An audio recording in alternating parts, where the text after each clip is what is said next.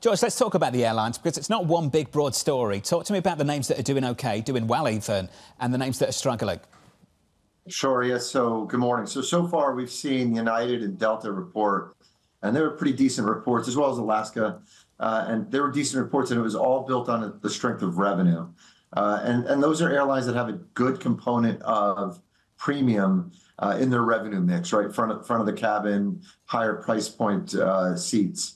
This morning we saw JetBlue report. JetBlue has Mint, but they have more of a mix of Caribbean, which we know there's a bunch of weakness. There's a lot of capacity going into Caribbean and Latin America, and so it looks to us like this is more of a story of that basic part of the cabin is a much more difficult place for airlines to get any decent price out of, and so that's kind of hurt profits during 1Q, and the 2Q guide was for revenue falling more than capacity is falling, which is telling me that yields, fares are falling faster. So it's sort of a bad sign. So I kind of chalk this up to, again, that basic economy section of the JetBlue airplane, as well as some of the mixed Caribbean, creating some problems for JetBlue. George, we've been talking about this for a while, the idea that an airplane perfectly represents the bifurcated economy, with the people up front doing just fine and the people in the back really struggling, particularly with pricing. This came in worse than expected. What does it say for other airline earnings expected to come out?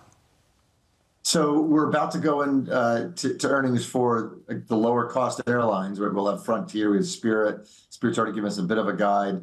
And we've got Southwest. So I think what it indicates to us is, again, we're going to see it's going to be a rougher story for those airlines in earnings because they just don't have the premium content to bolster revenues. And so, what we're hearing from every corner of this market is if you can find a way to create more premium content, you will. Frontier's even creating premium content by taking out the middle seat in some of their airplanes.